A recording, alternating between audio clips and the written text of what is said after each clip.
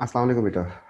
बेटा नेक्स्ट पिछली क्लास में जो है हमने हाइब्रिडाइजेशन कंप्लीट किया था। आज जो है हम स्टार्ट कर रहे हैं कि आयनिक कैरेक्टर ऑफ कोवलेंट कंपाउंड या फिर covalent character of ionic compound, ये दोनों बातें देखें।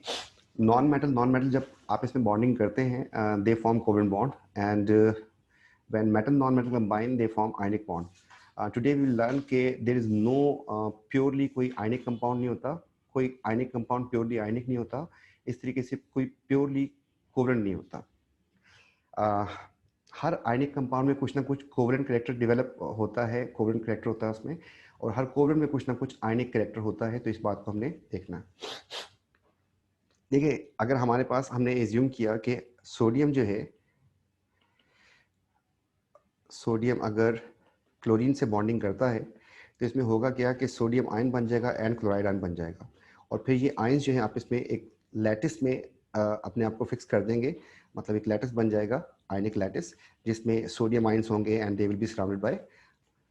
तो यहाँ पर अगर सोडियम है, ये सोडियम है, ये सोडियम, और ये सोडियम 2D में बना के दिखा रहे हैं आपको, और इसके सामने क्लोराइड होगा, फिर इधर भी क्लोराइड होगा, इधर भी क्लोराइड होगा, एंड यहाँ पर भी क्लोराइड होगा। क्लोराइड का साइज जो है let's say this one, and sodium का साइज जो है दैट इज दिस वन। तो वी से कि there is electrostatic force of attraction. तो हम कहते हैं कि यहाँ पर इनके दोनों के दरमियान जो है इलेक्ट्रोस्टैटिक फोर्स होती है, और ये आयंस जो है एक पर्टिकुलर स्पेस पे हेल्ड होते हैं। लेकिन there is some problem. Problem क्या है कि सोडियम का जो आयन बनेगा, ये सोडियम का आयन है, हमने कहा कि पर्टिकुलर डिस्टेंस के ऊपर जो है क्लोराइड आयन होगा इसमें। तो ये आपका क्लोराइड हो गया, and they has to remain at a particular distance, and there should be electrostatic force of attraction.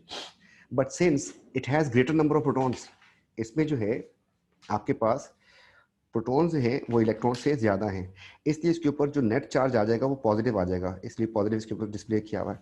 जबकि इसमें इलेक्ट्रॉन ज़्यादा हैं प्रोटॉन से, जिसकी वजह से जो इलेक्ट्रॉन्स हैं दे आर लूजली हेल्ड। इसका जो इलेक्ट्रॉन क्लाउड है ये लूजली हेल्ड है।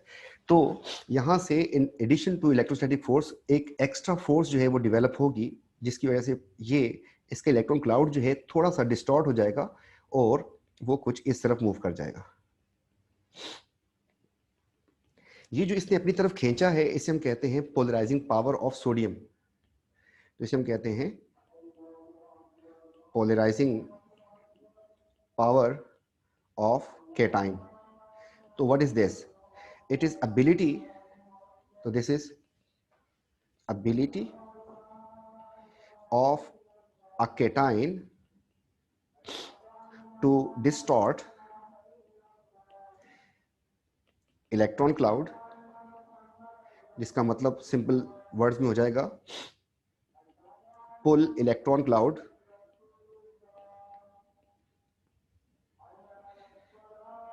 And cause uneven distribution of electron cloud. तो जिसकी वजह से इसमें कुछ हम कहते हैं कि कोवलेंट कैरेक्टर डेवलप हो गया। अब इसको कोवलेंट क्यों कह रहे हैं उसको भी थोड़ा समझा दें आपको, कि अगर हमारे पास दो तरह के एटम्स हैं, देखें हमने यहाँ पे लिखा, एक एटम लिखा हमने x और एक लिखा y, तो दूसरी तरफ भी लिखा x एंड y। अगर तो इलेक्ट्रॉन बिल्कुल सेंटर में होते हैं तो इसे हम कहते हैं कोवेलेंट बॉन्ड। ऐसा अगर है तो इसे हम कहते हैं कोवेलेंट बॉन्ड, शेयरिंग हो रही है, बिल्कुल सेंटर में होंगे। अगर इलेक्ट्रॉन बिल्कुल एक के पास चले गए इसे हम कहते हैं आयोनिक बॉन्ड। तो अगर इलेक्ट्रॉन इसके पास है नेगेटिव एंड पॉजिटिव चार्ज आ जाएगा इसके ऊपर, और अगर इलेक्ट्रॉन दोनों के अनइवन है, मतलब इवन डिस्ट्रीब्यूशन है, तो ना इस पे चार्ज आएगा ना इस पे चार्ज आएगा, इसे हम कहते हैं कोवेलेंट। इस बेस के ऊपर जो भी हमने केस किया, इसमें हमने पहले कहा कि एक पर्टिकुलर डिस्टेंस पे थे इलेक्ट्रॉन एंड, तो यहाँ पे हमारे पास था क्लोराइड, यहाँ पर था हमारे पास सोडियम, और हमने कहा कि इलेक्ट्रॉन जो है वो इसी के पास पहुंच चुके हैं दोनों, ऐसा कुछ हिसाब किताब था। और यहाँ पे इसके बिल्कुल मिड में हम एक लाइन खींच देते हैं ऐसे। अगर तो ये इलेक्ट्रॉन्स जो हैं, ये दोनों इलेक्ट्रॉन्स जो हैं, मैं यहाँ से उठा के इनको इधर लेके आ जाऊँ तो ये कोवेलेंट बन जाएगा, और अगर इस तरीके से मैं इनको वापस उधर भेज दूं तो ये आयनिक बन जाएगा। क्योंकि इसकी डिस्टॉर्शन की वजह से हुआ ये कि ये इलेक्ट्रॉन जो क्लाउड जो था इसका, ये यहाँ से हिल के थोड़ा सा इस तरफ आ गया, it means these electrons are here. तो जितना सेंटर के पास होंगे तो दिस इज कोवेलेंट, और जितना सेंटर से अवे हो जाएंगे, पार्टिकल के पास चले जाएंगे, इतना ही आयनिक हो जाएगा इसका बॉन्ड। इस बेस के ऊपर इसमें हम कह रहे हैं कि हल्का सा कोवलेंट कैरेक्टर डेवलप हो गया। किस वजह से? पोलराइजिंग पावर ऑफ कैटायन की वजह से।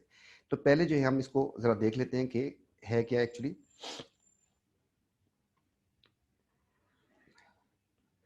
When cation approach to anion, electron of anion are attracted toward cation and the nucleus of anion is repelled. The attraction and repulsion result elongation of anion. Anion does not maintain even distribution of electron. It is termed as polarization of anion by cation. तो यहाँ पे आते हैं polarizing power. Ability of a cation to distort electron cloud is called polarization, polarizing power. ये किस चीज पे depend करती है? साइज ऑफ कैटाइन के ऊपर एंड चार्ज ऑफ कैटाइन के ऊपर, दो चीजों पे डिपेंड करती है। देखिए हमारे पास इन सब में चार्ज जो है सेम आ रहा है, ये पूरा ग्रुप 2 है। अब इनकी साइज की अगर बात करते हैं तो इसका साइज जो है बेरिलियम जो है सबसे स्मॉलेस्ट है, तो इस बेस के ऊपर जो है इसका साइज छोटा है जबकि इसका साइज बड़ा है।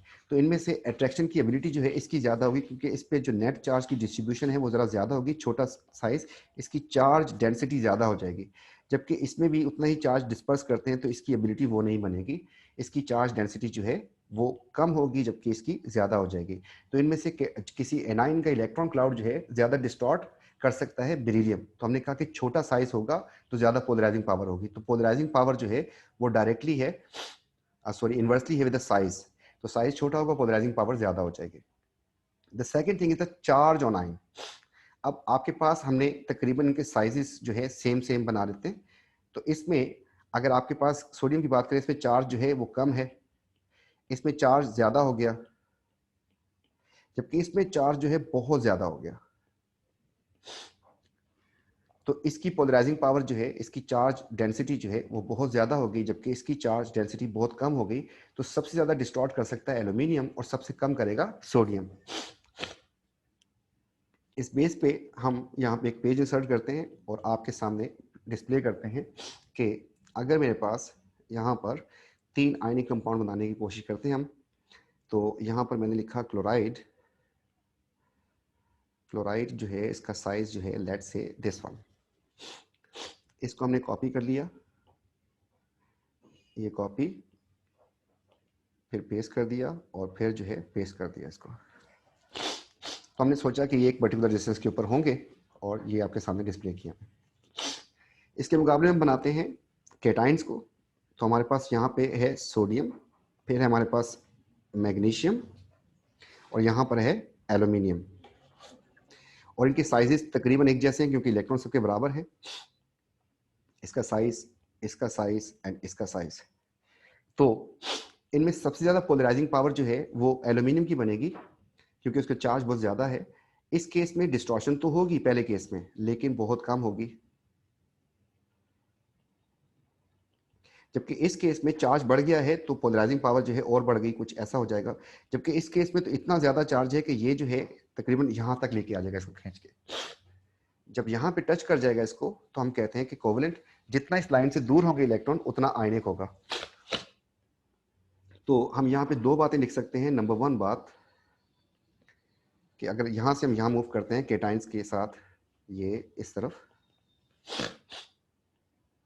तो covalent character increases, covalent character increase कर रहा है। वजह क्या है?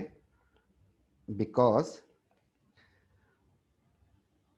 Charge of cations increases, so polarizing power increases। इस बेस के ऊपर एल्यूमिनियम क्लोराइड जो है ये कोवेलेंट हो जाता है। It was ionic, it become covalent, और उसकी वजह जो है that is due to higher charge density and greater polarising power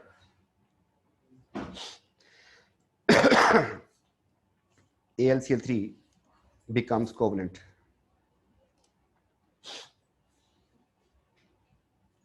otherwise ये एक मेटल था, जबकि ये नॉन मेटल है, जिसकी वजह से बॉन्डिंग जो है वो कोवलेंट आयनिक होनी चाहिए थी, लेकिन ये कोवलेंट हो जाता है. Proof: aluminium chloride सबलाइन. Ionic compound के मेल्टिंग पॉइंट, बॉइलिंग पॉइंट बहुत ज्यादा होते हैं. अगर कोई चीज सबलाइम कर रही है, इसका मतलब कि forces are very weak.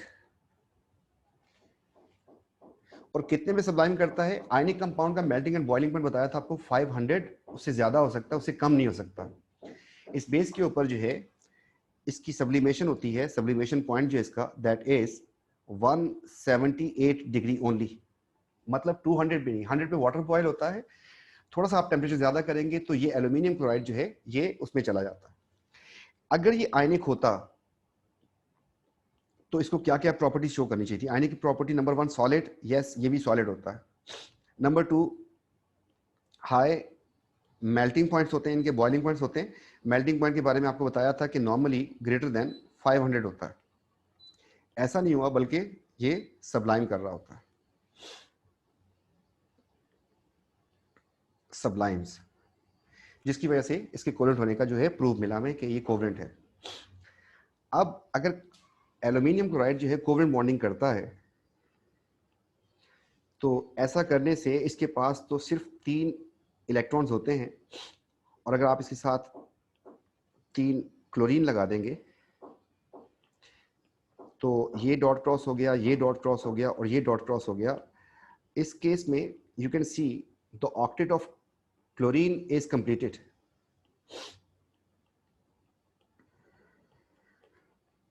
Octet of chlorine जो है वो तो कंप्लीट है, यू कैन सी हियर 8 पूरे इसमें.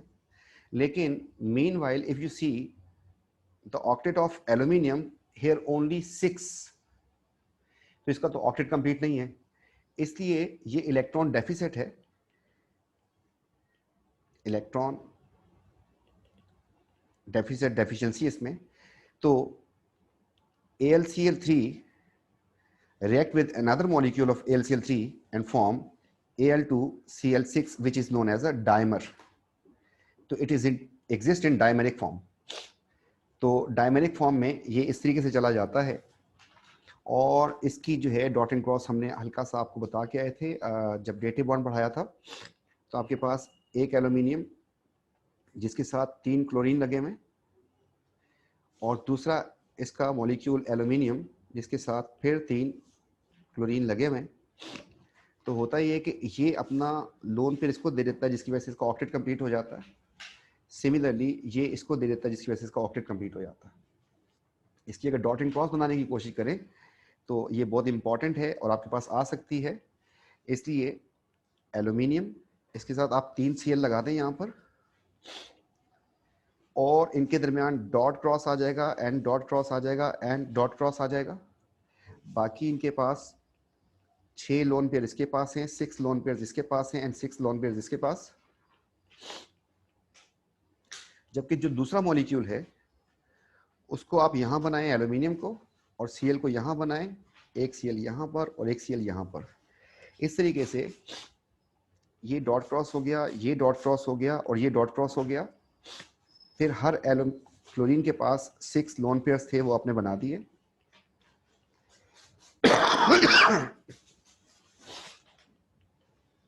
और इस तरीके से यू कैन सी ये वाले जो हैं, ये और ये 2 डेटिव बॉन्ड हैं. कैसे डेटिव बॉन्ड हैं कि एल्यूमिनियम ये Cl इसको दे रहा है और ये Cl इसको दे रहा है. ये 2 डेटिव बॉन्ड हो गए. तो इसको हम हाईलाइट कर देते हैं कि इसका मतलब जो हमने मार्क किया, इसका मतलब है कि ये डेटिव बॉन्ड. और अगर आपसे कहता है कोवेलेंट बॉन्ड कौन कौन से हैं, तो कोवेलेंट बॉन्ड में हमने इसको मार्क कर देते हैं यहाँ पर. एक कोवेलेंट बॉन्ड, दूसरा, तीसरा. सिमिलरली यहाँ पर और यहाँ पर. तो 6 आर कोवेलेंट बॉन्ड्स. तो यहाँ पर हमने इसको मार्क किया, इसका मतलब है नॉर्मल कोवेलेंट बॉन्ड्स. तो एल्यूमिनियम क्लोराइड जो है इस फॉर्म में इसलिए एग्जिस्ट करता है क्योंकि ये कोवेलेंट हो जाता है due to high charge density of cation. तो पहली बात तो ये हो गई. तो इस बेस के ऊपर हम आगे बढ़ते हैं। एक चीज होती है पोलराइजेबिलिटी ऑफ एनाइन। अब अगर मैं यहां पर एक और लाइन खींचता हूं, यहां पर मैं केटाइन को फिक्स कर देता हूं। केटाइन जो है मैंने उठाया सोडियम, फिर लिखा सोडियम, बल्कि इसको बना के कॉपी कर लेते हैं इसको। ये सोडियम हो गया, इसको मैंने यहाँ से कॉपी किया, फिर कॉपी कर लिया और फिर कॉपी कर लिया इसको। अब जो है यहाँ पर एनाइन चेंज कर रहे हैं। यहाँ पे मैंने लिखा क्लोराइड, यहाँ पे लिखा मैंने ब्रोमाइड और यहाँ पे लिख दिया आयोडाइड। क्लोराइड का साइज जो है वो छोटा होता है, ब्रोमाइड का साइज इससे बड़ा हो जाता है और आयोडाइड का साइज तो सबसे बड़ा हो जाएगा। थोड़ा सा नीचे कर देते हैं इसको और इसको भी, ताकि वो साइज जो है हम इसका डिस्प्ले कर सकें। इसका साइज ये हो जाएगा। अब electrons are loosely held here in case of anion, तो इसका क्लाउड जो है कम डिस्टॉर्ट होगा पहले वाले का, क्योंकि इसके सेंटर से इलेक्ट्रॉन की फोर्स ज़रा ज़्यादा होगी सेंटर से। और अगर मैं यहाँ से इसको साफ कर दूँ, थोड़ा सा शायद और अच्छा समझा दें हम, इसको हटा देता हूँ यहाँ से और यहाँ से। तो यहाँ पे लिख देता हूँ ये क्लोराइड था, ये ब्रोमाइड है और ये आयोडाइड है। तो आपको पता है कि सेंटर में न्यूक्लियस होता है और सेंटर में न्यूक्लियस होता है और सेंटर में न्यूक्लियस होता है। तो ये आउटर इलेक्ट्रॉन्स को अपने अच्छे तरीके से होल्ड करेगा स्ट्रॉन्गर फोर्स से, जबकि यहाँ पर फोर्स जो है वो वीक हो जाएगी, जबकि यहाँ पर फोर्स जो है काफ़ी वीक हो जाएगी। तो इसमें से किसका क्लाउड ज़्यादा डिस्टॉर्ट हो सकता है? जिस एनाइन का साइज़ बड़ा होगा। तो इसमें से इसमें ज़रा डिस्टॉर्शन ज़्यादा हो जाएगी, जबकि इसमें डिस्टॉर्शन और भी ज़्यादा हो जाएगी। इस बेस के ऊपर इसे हम कहते हैं पोलराइजेबिलिटी। पोलराइजेबिलिटी, तो ये बन जाएगी एबिलिटी ऑफ एन एनाइन। ये एनाइन की एबिलिटी है to be get distorted its electron cloud, get distorted by cation, कि उसका इलेक्ट्रॉन क्लाउड कितनी जल्दी डिस्टॉर्ट हो सकता है। तो इन दोनों एग्जाम्पल्स को अगर हम लिखते हैं, तो जो भी तक किया हमने, तो पहला काम तो ये बनता है हमारे पास कि sodium chloride, sodium bromide and sodium iodide, इनमें से हमने दो बातें करनी है। नंबर वन बात कि कोवलेंट करैक्टर किसका ज़्यादा है और आयनिक करैक्टर किसका ज़्यादा है। तो कोवलेंट करैक्टर जिसका ज़्यादा होगा, आयनिक करैक्टर उसका कम हो जाएगा। आयनिक करैक्टर का मतलब है कि डिस्टॉर्शन ना हो। तो दिस इज मोर कोवलेंट, जबकि this is less covalent. More covalent या फिर लेस आयोनिक, जबकि this is less covalent and और मोर आयोनिक। ठीक, इस बेस के ऊपर जो है हमने 3 कंपाउंड और किए थे, तो उस पर चलते हैं हम। एक था हमारे पास सोडियम क्लोराइड, एक था मैग्नीशियम क्लोराइड और एक था हमारे पास एल्यूमिनियम क्लोराइड। तो इस केस में हम यहाँ पे 2 लाइनें लगाते हैं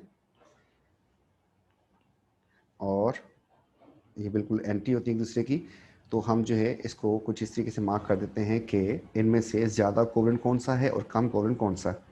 तो इसको मार्क किया और इसको मार्क किया, तो दिस इज मोर कोवलेंट या एक्चुअली कोवलेंट, कोवलेंट हो चुका है, जबकि ये आयोनिक है। तो इस तरफ आपका कोवलेंट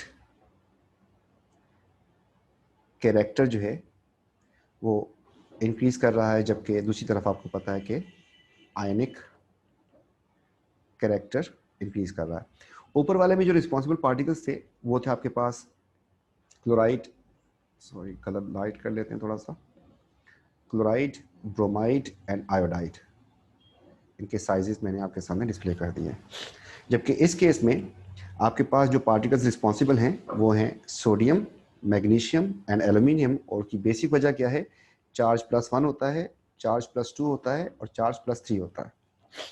आपके पास ज़्यादातर जो है मोस्टली जो क्वेश्चंस हैं आपके पास वो इसी के बारे में होते हैं, केटाइन की बेस के ऊपर, इसलिए हम यहाँ पे एक छोटा सा शॉर्टकट भी लगा सकते हैं। तो ये शॉर्टकट जो है आपको काफ़ी हेल्प कर जाएगा उस बेस के ऊपर। अगर मैं आपको पीरियोडिक टेबल का कुछ पार्ट बना के देता हूँ, जैसे हमारे पास लिथियम होता है, फिर beryllium, boron, carbon, nitrogen, oxygen, fluorine, इसके नीचे होता है sodium, magnesium, aluminium, silicon, phosphorus, sulphur and chlorine. तो अब तक जो आपने जो एग्जांपल की है बिल्कुल लास्ट वाली, इसकी बेस के ऊपर मैं इनको हाईलाइट कर दूं कि आपने किस किस को, आपने इसको इसके साथ और इसके साथ कंबाइन किया था, जिस बेस पे हम ये बात कर सकते हैं कि अगर ये पीरियोडिक टेबल का सीक्वेंस है, इनके दरमियान डिस्टेंस ये बन रहा है, जबकि इसके दरमियान डिस्टेंस ये बन रहा है on the basis of cation. तो more the distance, more apart elements in periodic table is equals to ionic, and closer close to each other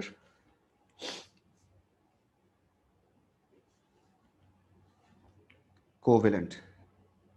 तो आपके पास ये वाला पार्ट छोड़ के आप जो है इसको केटाइंस में अप्लाई कर सकते हैं। जैसे मैं सोडियम के नीचे आपके पास आ जाएगा पोटेशियम, फिर रुबीडियम, फिर सीजियम एंड फिर फ्रेंसियम, इसके नीचे magnesium, calcium, strontium, barium and radium. ये आपके पास पीरियोडिक टेबल बना हुआ है। अब आपसे क्वेश्चन करता है, लेट्स से ही सेज के you have to predict which of the following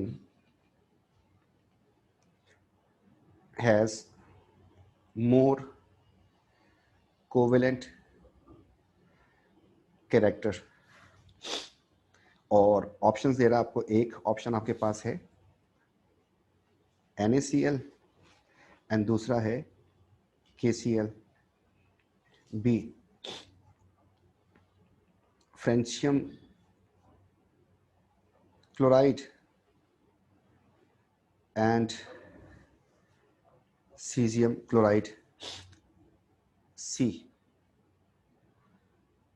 calcium chloride and D is sorry calcium chloride and radium chloride.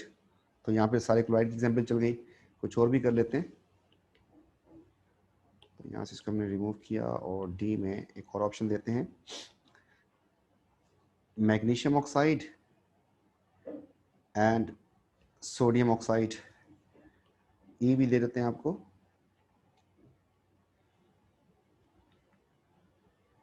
Barium sulphide and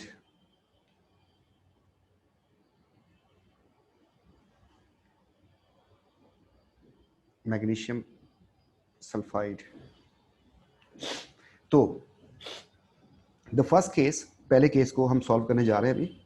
तो हम यहाँ पे कलर ऐसा ले लेते हैं जो पहले यूज़ नहीं हुआ, ब्लैक कलर उठा रहा हूँ मैं। तो इसके लिए सोडियम एंड क्लोरीन की पोजीशन देखिए, क्लोरीन और सोडियम ये इनका डिस्टेंस है और पोटेशियम का डिस्टेंस। तो जिसका डिस्टेंस ज़्यादा होगा वो आयनिक होगा, जिसका डिस्टेंस कम होगा वो कोवेलेंट होगा, आपसे कहा था। तो this is less and this is more distance periodic table में इनकी पोजीशन की वजह से। तो this will be more covalent, sorry जिसका डिस्टेंस कम होगा वो कोवेलेंट होगा। तो sodium is more covalent than this one.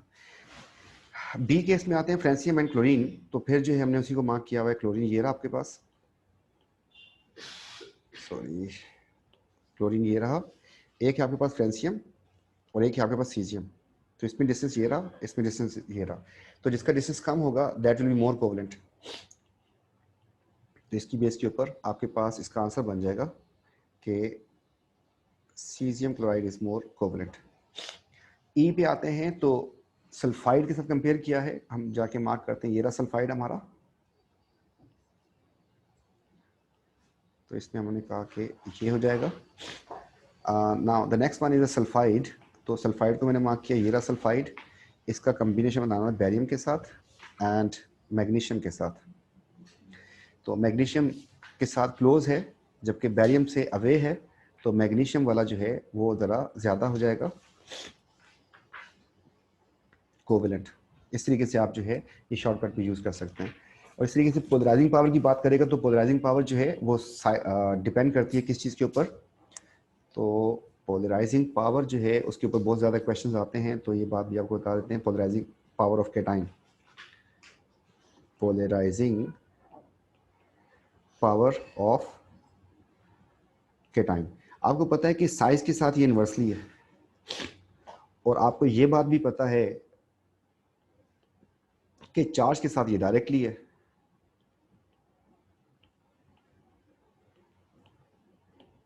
और ये चीज़ जो है चार्ज के साथ डायरेक्टली है, ये लिख दिया हमने।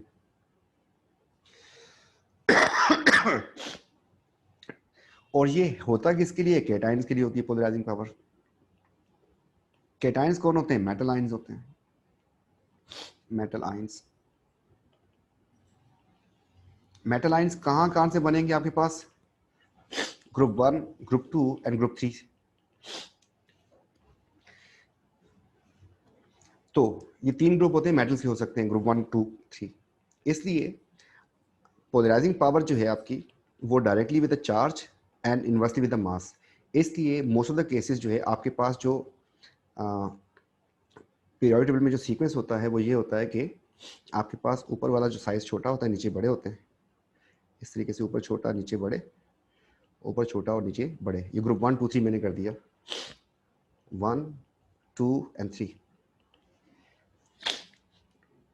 और चार्ज की बात करूं तो इस पर +1 होता है, इस पर +2 होता है, इस पर +3 होता है। तो अगर यहाँ से मूव करते हैं तो आपके पास यहाँ से आंसर आना चाहिए 3। और इस तरीके से साइज की बात करें तो साइज में भी आपके पास टॉप से आंसर आना चाहिए। साइज इधर होना चाहिए, छोटा साइज होना चाहिए, और चार्ज जो है ज़्यादा होना चाहिए। तो आपके पास जो है ये एटम होगा, और नॉर्मली जो है ये एल्यूमिनियम ही होता है मोस्ट ऑफ द केसेस जो वो क्वेश्चन कर रहा होता है। ठीक है, एक इसकी चार्ज डेंसिटी हाईएस्ट होती है, और दूसरा जो आपके पास बेरिलियम हो सकता है। तो बेरिलियम में भी उसका साइज क्योंकि बहुत छोटा हो जाता है तो उसमें भी काम चल सकता है। तो आपके पास मोस्टली ये वाला होगा क्वेश्चन। इससे रेलिवेंस में कुछ क्वेश्चंस देखते हैं।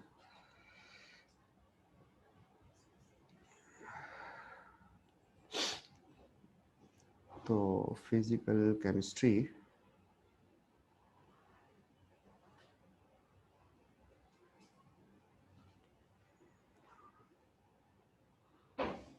जी ये आ गया बॉन्डिंग एंड स्ट्रक्चर्स। तो इसमें हमारे पास इससे रेलिवेंसी में क्वेश्चंस हैं, कुछ दिखाते हैं आपको और फिर आगे बढ़ते हैं। तो बिल्कुल जो जो पार्ट्स हैं कोशिश करेंगे वो सारे जो है हमारे कंप्लीट हो जाएं इसमें। इस एग्जाम्पल में चलें, यहाँ से इसमें कुछ नहीं है। देखिए जो पार्ट भी आएगा मैं उसको भी डिस्क्राइब करूंगा आपको, ताकि बात क्लियर होती जाए। अब ये कह रहा है आपसे, ये क्वेश्चन नंबर 5 की बात कर रहे हैं हम लोग। यहाँ पर एक ऑप्शन दिया हुआ उसने कि the bonding become increasingly covalent. इनकी बॉन्डिंग जो है इंक्रीजिंगली कोवेलेंट होती जा रही है। इस बात को देखना है कि वाकई हो रहा है ऐसा कि नहीं हो रहा। इस बेस के ऊपर जो है आपके पास ये सीक्वेंस जो है आप जाके इसको चेक कर सकते हैं पीरियोडिक टेबल से। तो आपके पास जो एलिमेंट्स दिए हैं उसने, सोडियम आएगा, फिर मैग्नीशियम आएगा, फिर एल्यूमिनियम आएगा, और फिर आपके पास आएगा सिलिकॉन। कार्बन की बात करें तो कार्बन इसके ऊपर होता है। इस नाइट्रोजन जो है अवे हो जाएगा इससे, सॉरी नाइट्रोजन यहाँ होगा एंड ऑक्सीजन होगा और फिर फ्लोरीन होगा। तो आपके पास जो कॉम्बिनेशन बन रहा है, तो आप देखें पहला जो है सोडियम फ्लोराइड दिया उसने, तो सोडियम फ्लोराइड का डिस्टेंस सबसे ज़्यादा हो रहा है। जितना ज़्यादा डिस्टेंस होगा उतना आयनिक होगा। और इस तरीके से फिर उसके बाद मैग्नीशियम ऑक्साइड दिया उसने, मैग्नीशियम ऑक्साइड का डिस्टेंस जो है कम हो रहा है, ये लेस आयनिक हो जाएगा। और इस तरीके से आखिरी जो आपको दिया है SiC, तो उसके दरमियान डिस्टेंस जो है बहुत छोटा है, तो दिस बिकम्स कोवेलेंट। तो आयनिक से कोवेलेंट, तो इनका कोवेलेंट करेक्टर जो है वो इंक्रीज कर रहा है। मोस्ट पोलराइजिंग पावर, सीधा सीधा आंसर ये लिख देंगे आप लोग। ठीक है, एल्यूमिनियम जो है टॉप पे है, साइज छोटा होगा, साइज इसका स्मॉलेस्ट है अमंग केटाइंस। जितने केटाइंस हैं उसमें सबसे छोटा साइज है इसका। एंड चार्ज जो है इसका वो हाईएस्ट है, तो चार्ज पॉइंट साइज की जो रेशियो इसकी ज़्यादा होगी। इस तरीके से कोई और क्वेश्चन देखते हैं। ये क्वेश्चन इससे पहले भी करवा चुके हैं आपको, अब आज उसका मेल्टिंग पॉइंट भी आपके सामने डिस्प्ले कर दिया हमने। तो एल्यूमिनियम क्लोराइड की बात की है उसने कि वो कह रहा है कि इतने पे सब्लाइम करता है, ठीक है जी। तो वो कहता है कि वेपर्स की फॉर्म कौन सी होगी, आयनिक बॉन्डिंग तो होती नहीं है, ये पता नहीं कौन सी बॉन्डिंग है। तो इन दोनों में से आंसर होना चाहिए। बस आपको ये देखना है कि किसको किसका ऑक्टेट कंप्लीट नहीं होता। एल्यूमिनियम जो है उसका ऑक्टेट कंप्लीट नहीं होता, तो एल्यूमिनियम को इलेक्ट्रॉन पेयर चाहिए होते हैं, तो उसकी तरफ होना चाहिए, एल्यूमिनियम की तरफ होना चाहिए एरो। तो A will be the correct answer.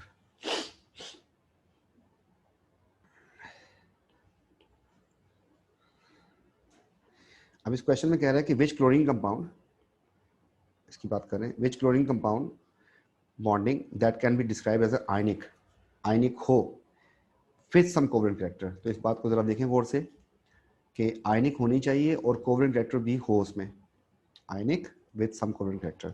तो आप इसको काट दें क्योंकि ये प्योर कोवलेंट है, इसको भी काट दें क्योंकि ये भी कोवलेंट हो चुका है। आपके पास बच गए ये दो ऑप्शन, इनमें आयनिक दोनों हैं, ये भी आयनिक है, ये भी आयनिक है। इनमें कोवलेंट कैरेक्टर जो है किस में ज़्यादा होगा। तो अगर आपके सामने एक क्लोराइड तो दोनों में कॉमन है, इसको मैं मार्क कर दूं अगर कि क्लोराइड जो है वो तो दोनों में कॉमन है, लीव इट। आपके पास रह गया केटाइन, केटाइन इस पे चार्ज +1 है, इस पे चार्ज +2 है, तो इनमें से ज़्यादा कोवलेंट कैरेक्टर किस में होगा, इसमें होगा। इस तरीके से tendency to form covalent compound, तो ये सारी मेटल्स हैं, ऑल दे आर मेटल्स। तो कौन कर सकता है कोवलेंट, कोवलेंट कर सकता है जिसकी चार्ज डेंसिटी ज़्यादा हो। तो आपके पास aluminium will be the answer.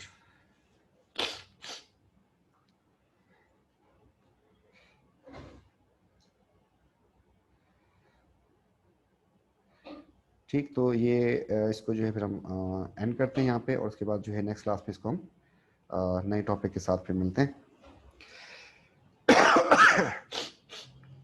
Thank you बेटा, टेक केयर, अल्लाह हाफिज़।